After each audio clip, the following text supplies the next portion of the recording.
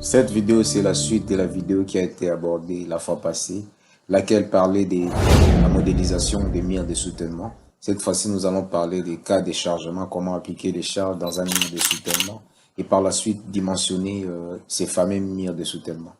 Si c'est votre première fois sur la chaîne, retenez qu'ici nous parlons du génie civil, des logiciels qui l'accompagnent et quelquefois les divers. Et si vous voulez la suite de la vidéo, nous vous invitons de vous abonner, de liker, de commenter, de partager pour faire croître cette communauté. Et on se retrouve après ces génériques. C'est parti.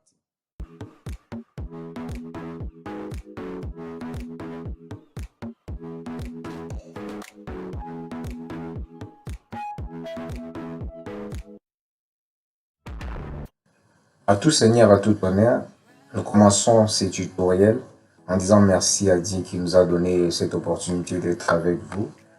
Et voilà, grâce à lui, nous avons cette matière, nous avons cette capacité de donner, c'est qu'aussi nous avons réussi de nos prédécesseurs. Alors, rapidement devant notre interface, nous avons notre structure communément appelée le mire de soutènement. Et comme vous pouvez le constater là, il y a un manque, ça n'a pas été modélisé complètement. Il nous manque un appui, alors rapidement nous allons sélectionner la base et nous allons nous rendre au niveau des symboles des appuis.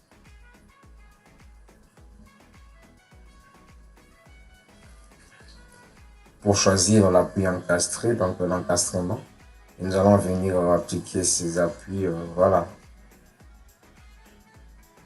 Et là, on vient d'appliquer, de mettre nos appuis. Et ce qui nous reste, c'est de déterminer, de définir les cas de chargement. Pour ce faire, nous allons nous rendre ici cas de chargement. Et nous savons que le premier cas de chargement, c'est le poids propre. Alors, ce que nous allons définir, c'est des natures permanentes. Alors, nous allons taper le nom en abréviation PT, qui signifie poids propre.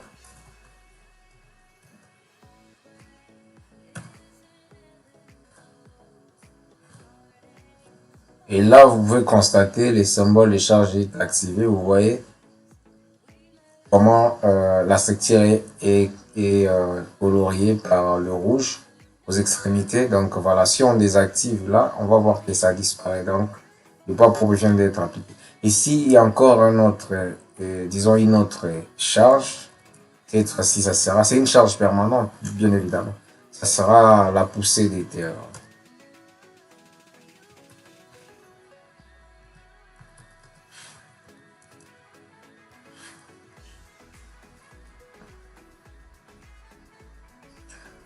Et vous allez vous poser des questions. Est-ce qu'il y aura nécessité de mettre aussi de charges d'exploitation? Non, par rapport à cette structure, non, parce qu'il s'agit d'un mire de soutènement. Donc ici, on se limite par ces décharges. Nous avons notamment le poids propre et la poussée des terres, qui est une masse qui va exercer son poids sur le rideau. Donc voilà. Et voilà, qui va exercer son poids sur ce rideau. Et voilà. Et là, nous venons de définir les cas de chargement. Et ce qui nous reste à faire, c'est d'appliquer les charges. Alors, ça, c'est l'essentiel.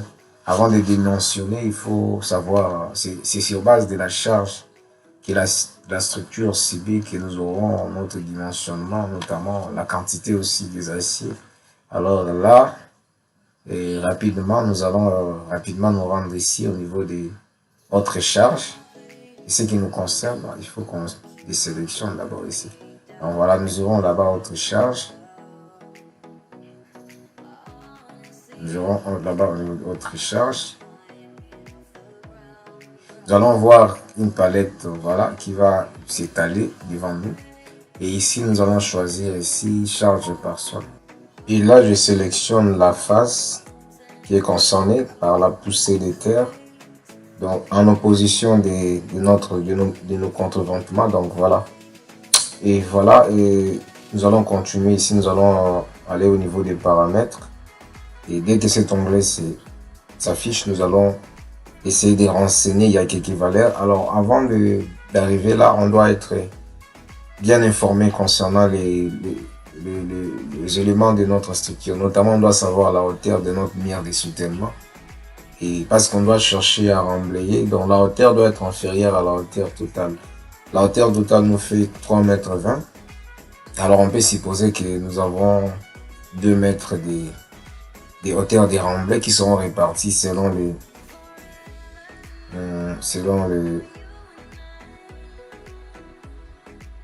les couches. Nous avons la première couche qui sera composée par l'argile et les limons. Dans les niveaux, ça sera 1,50 m. Et de l'autre côté, les crêtes altérées, là nous avons 50 cm de hauteur. Ainsi de suite. Alors ici, nous avons les coefficients que nous allons remettre à -1.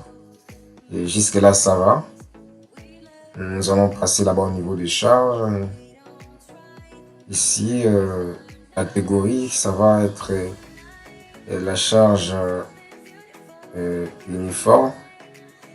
Et ici, nous devons renseigner quoi? Il y a des choses à renseigner, notamment ici, la longueur des portées. Et voilà, ça fait 8 mètres. La longueur des portées de notre tremblay, ça va faire 8 mètres. Nous allons mettre là. Et ici, par rapport à la charge, nous avons 20 kPa. Jusque là, ça va. Ici, répartition de poussée d'après les normes. Voilà, ici, il y a plusieurs normes, mais nous, la norme qui nous concerne ici, on garde cette norme. Alors, on peut aller consulter les résultats de l'autre côté. On voit que ça va se représenter. On a la courbe qui va s'afficher. Et là, je vous suggère de cocher les dés là. Et voilà. Et ensuite, vous allez voir la norme des calculs pour voir à quoi ressemblent les différentes valeurs. Et vous pouvez par la suite appliquer. Et ici, vous devez faire très attention. Ici, avant de faire appliquer, vous devez savoir là où il faut cocher. Et ici, vous devez faire attention concernant, avant d'appliquer ici la charge, vous devez voir l'orientation des repères globaux. Et la charge que nous aimerions appliquer, ça va dans le même sens de nos repères globaux, c'est-à-dire nous allons appliquer sur conformément au système local des systèmes.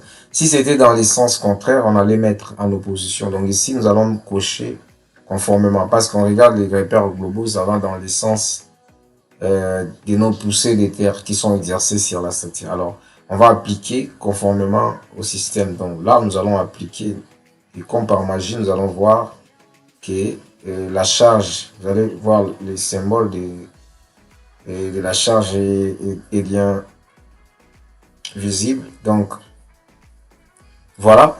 Et comme vous pouvez le constater, on vient d'appliquer les charges. Nous avons fini à appliquer les charges. Ce qui nous reste ici, c'est de dimensionner. Mais il y a un truc que nous avons toujours l'habitude de faire. Avant même d'appliquer les charges, il fallait tenir compte du maillage. Pourquoi? Parce qu'on dit que le robot travaille sur base des éléments finis. Donc, il faut tenir compte de l'application du maillage. Alors, rapidement, nous allons aller rapidement aux options de maillage. Et je crois que ça a été déjà paramétré. On doit voir au niveau des paramétrages, préférence de la tâche. On doit voir si cela a été bien fait. Voilà, maillage normal. Et nous choisissons délonner. On va encore au niveau des options avancées. Si nous choisissons délonner plus Gantt, et puis là, ici, on laisse tel quel. Et puis la taille des maillages est déjà bien définie. 25 cm, ça va quand même. Et voilà, là, on vient de faire tous les paramétrages nécessaires. Alors ici, ce qui nous reste, c'est de faire maintenant, de générer les maillages, dans la génération des maillages. Alors on va cliquer pour générer les maillages. Et voilà, on vient de générer les maillages.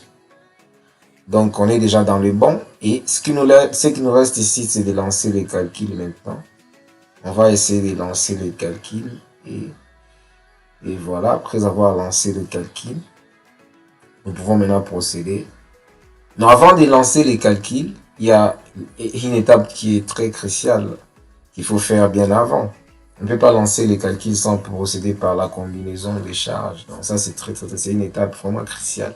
Il faut procéder par la combinaison des charges. Voilà, nous aurons là-bas au niveau des chargement. Et ici, ça sera une combinaison manuelle. Et voilà, ici, nous allons choisir, ça sera les états. On va faire la combinaison aux états limite ultime. On applique OK. Et voilà, nous allons nous ramener là-bas. Bon, ici, on peut toutefois changer disons, les coefficients. Parce que 1,33, normalement, c'est 1,35 G et 1,5 Ki. Donc voilà. Nous allons mettre là-bas 1,35. C'est ce qui est la valeur, une bonne valeur, une valeur requise. Donc c'est 1,35. Ça sera... Donc, c'est ce qu'il faut faire, c'est de ce qu'il s'agit. C'est de ce qu'il s'agit. Donc, et voilà, on va faire rapidement la combinaison et nous allons faire appliquer.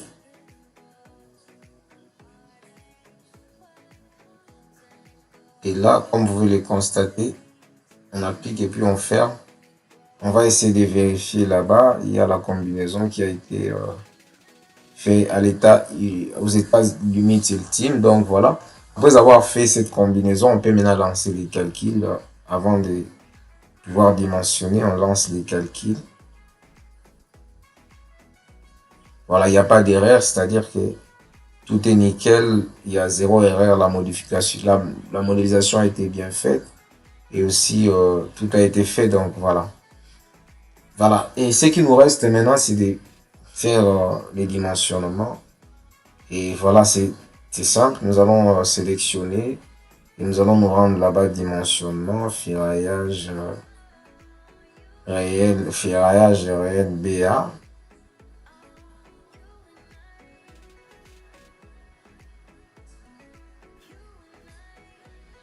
Ici, on va accepter. Donc, ici, nous allons venir ici. Cette cote est égale à combien? C'est 3,20 m.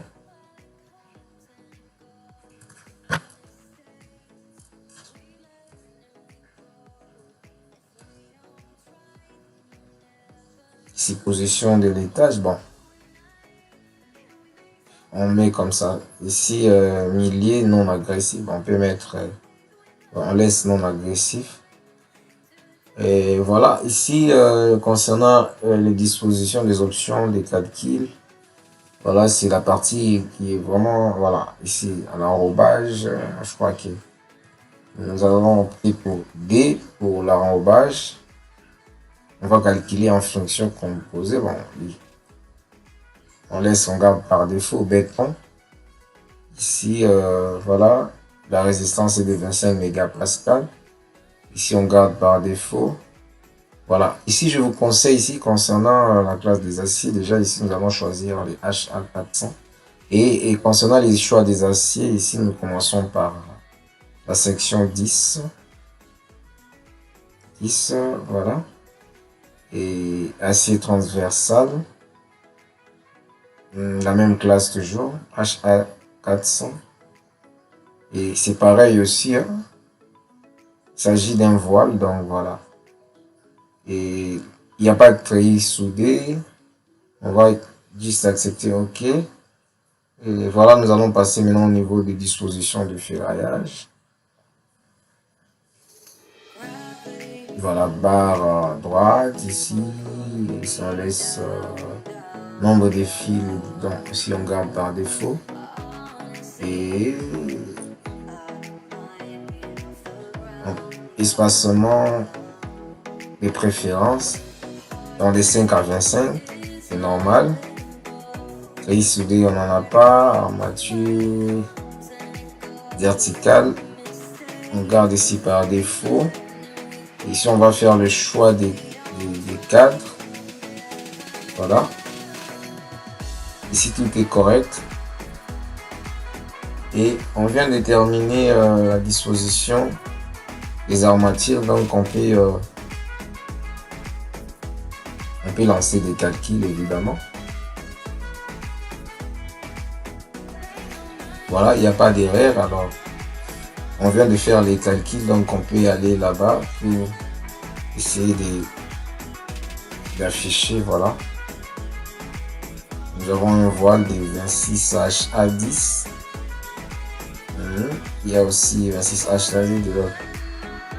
Donc, comme vous le constatez, nous avons fini à dimensionner. Donc voilà. Donc c'est l'essentiel de ces tutoriels. Donc s'il faut faire une récapitulation, nous avons montré comment est-ce qu'il faut appliquer les charges sur une structure communément appelée un mur de soutènement. Et on a eu à faire du maillage. Et nous avons appris à appliquer la poussée des terres parce que les changements ne se font pas de la même manière que ça se fait chez d'autres bâtiments que nous avons, notamment les bâtiments industriels, ainsi de suite. Donc, on voit que de l'autre côté, nous avons des charges qui montent de haut en bas. Bon, là, ce sont les principes de la descente des charges. Mais ici, il s'agit d'une charge que nous avons communément appelée la charge par sol. Donc, on a essayé aussi d'appliquer. Et voilà. Donc, j'espère que cette vidéo vous a plu. Et merci pour votre attention. Si vous avez été jusqu'à la fin pour me suivre, quant à moi, je vous quitte et je vous suggère surtout de nous aider dans les likes, dans les commentaires, surtout de partager la vidéo afin que ça devienne un peu viral, que ça nous donne de la force et une occasion de faire davantage d'autres vidéos. On se retrouve pour le prochain tuto. Ciao!